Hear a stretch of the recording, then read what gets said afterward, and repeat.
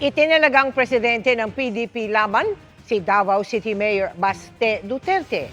Ang tingin ng isang kongresista, Plan B ang alkalde. Sakaling makonvict si Vice President Sara Duterte sa impeachment court. Nakatutok si Mark Salazar. Nanumpa na bilang presidente ng PDP laban si Davao City Mayor Sebastian Duterte. Ayon sa national spokesman ng PDP na si Attorney Ferdinand Topacio, matagal nang nagsisilbing PDP laban president si Duterte. Actually po si Mayor Baste has been the new president for a while. Last year pa po nung nag-file ng leave si Senator Robin Hood Padilla para mag-concentrate siya sa kanyang legislative work. Si Mayor Duterte rin ang pangunahing convener ng Reform Alliance for Good Governance and Accountability o RAGE Coalition na inulunsad kahapon. Ang RAGE Coalition ay isang multisectoral alliance na binubuo ng iba't ibang grupo na layong isulong ang reforma, transparency at pananagutan sa pamahalaan. Layunin din ng koalisyon na pag-isahin ang magkakaibang sektor sa panawagan laban sa korupsyon, pagtaas ng presyo ng bilihin at pang-aabuso sa kapangyarihan. Sa kanyang talumpati, binatikos ni Mayor Duterte si Pangulong Bongbong Marcos at inungkat ang isyu ng maanumalyang flood control projects.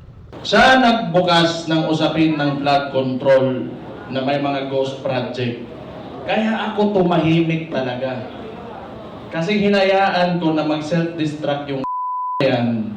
Kasi alam kong sasabog sa mukha niya yan. Pag ikaw eksekutibo, you cannot point at someone else for the mistakes of your administration.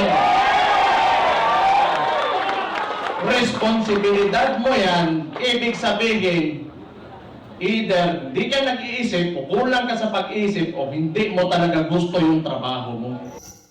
Sagot dyan ng palasyo, hindi yan ang pananaw ng Pangulo. Nais daw ng Pangulo na managot ang dapat managot sa maanumalyang flood control projects dahil galing yan sa pondo ng bayan. Ang pagpapaimbestiga sa maanumalyang flood control projects ay self-destruction para sa Pangulo.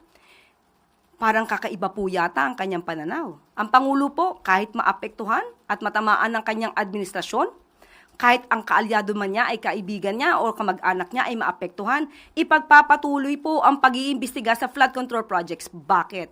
Dahil ito po ay pondo ng bayan na dapat i-report sa bayan. Kung mayroon dapat na managot, iyan ang nais ng Pangulo. Sa paglulunsad ng RAGE Coalition, pinalutang din ni Senador Robin Padilla ang posibilidad ng pagiging future president daw ni Mayor Duterte. Walang pinakamagandang mamuno sa atin kundi isang Duterte. Kung meron tayong future president na Inday Sara Duterte, magkakaroon din tayo ng future president pa na Baste Duterte. Tingin tuloy ni House Deputy Minority Leader at ACT Teachers Party List Representative Antonio Tino, posibleng si Mayor Baste raw ang Plan B sakaling ma-impeach at ma-convict si Vice President Sara Duterte. Kasama kasi sa parusa ang perpetual disqualification from holding public office. So pinapakita na siguro kabado ang kampo ng mga Duterte na maaring ma-impeach at magtuloy-tuloy at ma-convict sa Senado ang Vice Presidente. No? Kaya ngayon pa lang ay meron ng pinoprontang Plan B ang mga Duterte, magpapatakbo sila ng isa pang kandidato at ito ay si Baste. Kaya ginawa siyang presidente ng PDP at meron pa ngayong binuong koalisyon. Ito ay para bigyan ng national platform ang isa pang Duterte. Matapos naman ang 5 buwang hindi pagpapakita sa publiko ni Senador Ronald Bato de la Rosa, nagpadala siya ng audio message na pinarinig sa pagtitipon ng RAGE Coalition. Sa panahon ito, hindi na sapat ang kanya-kanyang laban.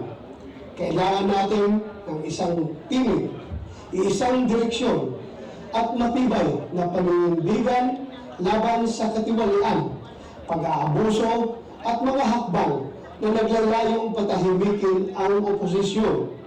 Mark Salazar, nakatutok 24 oras.